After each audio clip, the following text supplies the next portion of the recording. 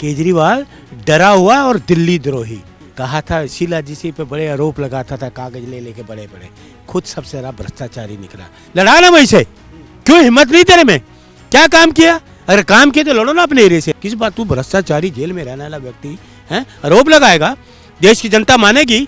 संदीप दीक्षित से केजरीवाल हारेगा बुरी तरह से और फराज सूरी से हारेगा मनीष सिसोदिया। लिख लीजिए मेरी बात आज। ये झूठे हैं, वो महाझूठे हैं। और मैं आपको बता दूं, ये सरकार कभी भी गिर सकती। नमस्कार, सौगंध टीवी देख रहे हैं आप। मैं आपके साथ शिवम चौबे। आगामी दिल्ली चुनाव के पहले ये चर्चा बहुत जोरों शोरों से है कि इस बार मुकाबला आम आदमी पार्टी और बीजेपी में है। कहीं ना कहीं कांग्रेस की जहां बात आती है, वहीं दोनों पार्टियां कहती हैं कि कांग्रेस इस खेल से बाहर है। कहीं ना कहीं कांग्रेस की मौजूदगी दिल्ली के अंदर उसको नकारा जा रहा है। बात करने के लिए हमारे पास मौजूद हैं अरुण मलिक जी।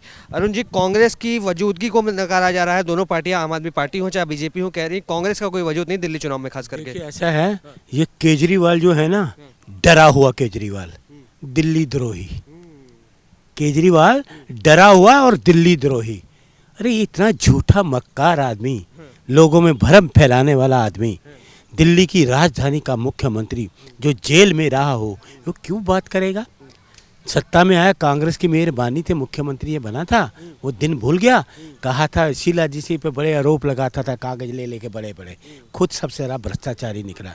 रामलीला मैदान पे शपथ लेता, लोगों को बताता मोबाइल नंबर नोट करो, कोई भ्रष्टाचार करे तो मुझे बताओ। सबसे ज़्यादा भ्रष्टाचारी केजरीवाल निकला। तो कह सबसे ज़्यादा विकास किया है दिल्ली का, सड़कें बना दी किया है, विकास नहीं विनाश किया है। ऐसा कोई एरिया मुझे बता दो जहाँ इसने कोई सड़क बनाई हो, कोई खड्डा जो खोदे हैं, सड़कें खोद दी। जैसे हमारे देवेंद्र यादव जी ने यात्रा निकाली, न्याय यात्रा, 70 विधानसभा में उन्होंने न्याय यात्रा निकाली। देवेंद्र यादव जी ने हर जगह उनको इसी की शिकायतें मिली। कहीं सड़क टूटी हुई है, कहीं खड़ंजा टूटा हुआ है, गंदा पानी आ रहा है, बिस्लेरी का लोग पानी पी रहे हैं, बिजली के बिल बड़े हुए आ रहे हैं, महंगाई पे बात नहीं करता, बेरोजगारी पे बात नहीं करता। बीजेपी का पिछलग्गू बना हुआ है। बीजेपी, ये दोनों एक ही नस्ल के हैं। आप ये मत सोचिए ये दोनों एक ही हैं, एक ही थाली के चट्टे बट्टे हैं।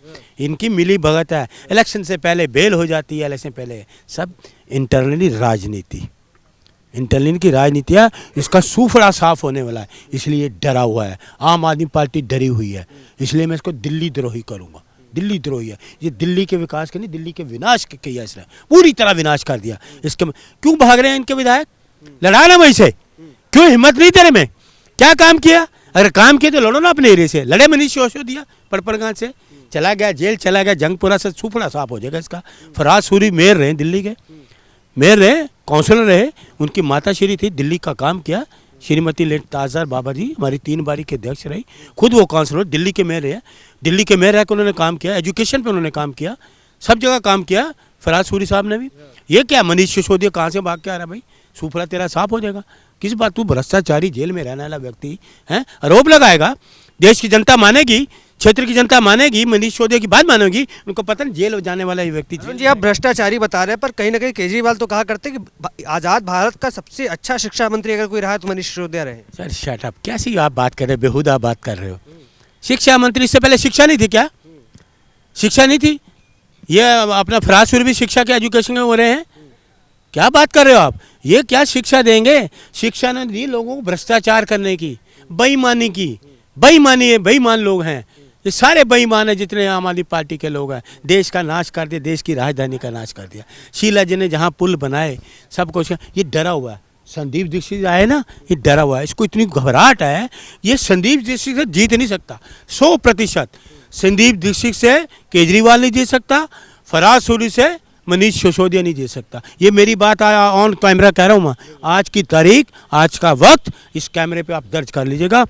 संदीप दीक्षित से केजरीवाल हारेगा बुरी तरह से और फराज सूरी से हारेगा मनीष सिसोदिया। लिख लीजिए मेरी बात आज। बीजेपी के बारे में क्या कहेंगे? बीजेपी भी कहने साफ है, अरे वो झूठी, वो महाझूठ, ये झूठे हैं, वो महाझूठे हैं। बीजेपी कहाँ अभी तक उनको आए नहीं, कोई आदमी नजर ही नहीं आ रहा उनको। कौन आएगा उनका आदमी? कोई है? अभी तक लिस्ट जारी की। पर बीजेपी का एक आरोप भी था अरुण जी कि उन्होंने कहा था कि बाबा साहब का नाम आजकल लेना फैशन की तरह हो गया, कि तरह भगवान को याद किए होते तो कुछ कल्याण हो जाता। देखिए ऐसा है, मैं तो दिखाओगे आप, काटोगे तो नहीं? नहीं, पक्की बात है, वादा है, प्रॉमिस है।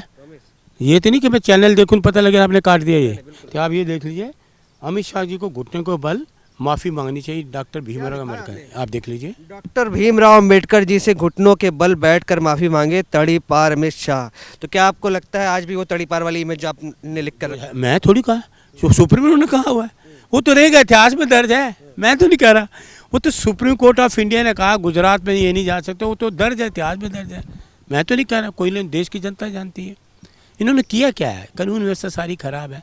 मणिपुर देख लो, हाथरस देख लो, उन्नाव देख लो, उरी देख लो, पुलवामा देख लो, क्या किया पर इन्होंने? ये कह रहे थे बीजेपी वाले कि राहुल गांधी बौखलाए हुए हैं, इसलिए धक्का मुक्की करके हिंसा कर रहे हैं। जो एक समय कहा करते थे हिंदू हिंसक है, वो कह रहे हैं भाई अब खुद हिंसा की बात कर रहे हैं, सांसदों को धक्का देकर घायल कर रहे हैं। मणिपुर में सरकार किसकी है?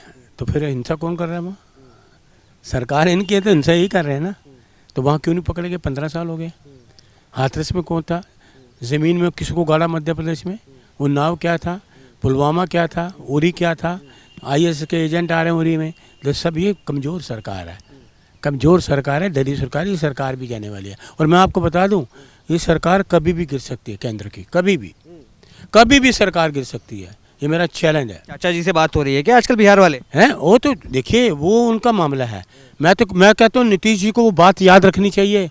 जब ये अमित शाह जी ने चंपारण में कहा था, चंपारण की सभा में, नीतीश जी के लिए दरवाजे बंद, नीतीश के लिए दरवाजे हमेशा के लिए बंद। तो अब क्या हो गया?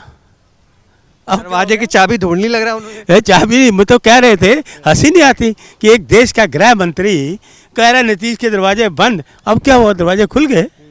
ना उस पर विश्वास किया जाता, ना उस पर विश्वास किया जाता। देश की जनता भोली वाली है। दिल्ली में कौन आ रहा है अरुण जी, ये भी बता ये दीजिए। कांग्रेस सरकार है भाई। बार बार आप डर के क्यों बोल रहे हो?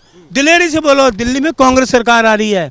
दो लोग चाहते हैं वही कांग्रेस आए। कितनी सीटें आएंगी? 70 में कितनी आ रही? सर सरकार ही हम बनाएंगे, इनके सूफले साफ हैं। सरकार दिल्ली में कांग्रेस की बनेगी, लिख लीजिएगा। मुख्यमंत्री किसको बनाएंगे? अब जो पार्टी के डिसीजन होता है, हमारा इनकी तरह नहीं है, हम इनकी तरह नहीं है। देशद्रोही का नाम कर दो, वो कहीं के ना, वो भागा फिर रहा है, डरा हुआ है। सबसे पहली जैसे इसकी डरे हुई, मैं आपको बता रहा हूँ क्यों डरा हुआ है। अगर इसके दिल में होता कि मैं जीत रहा हूँ तो कैंडिडेट ही ना बदलता, जगह ही ना बदलता, क्योंकि उनको पता वहाँ के लोग मारेंगे, तुम लोग कुछ किया ही नहीं। सच्चाई तो वही जानते हैं ना। तो सच्चाई का सामना ये नहीं कर सकते। ये भ्रम फैलाना, झूठ फैलाना, ये आम आदमी पार्टी की फितरत में लिखा हुआ है। तो इसलिए चोर मचाए शोर। तो इंडिया कांग्रेस की सरकार आएगी। राहुल गांधी, खड़गे साहब जिंदाबाद, देवेंद्र यादव दिल्ली का तक जिंदाबाद। चोर मचाए शोर, जिस तरीके से सुना आपने अरुण मलिक को, जिस तरीके से उन्होंने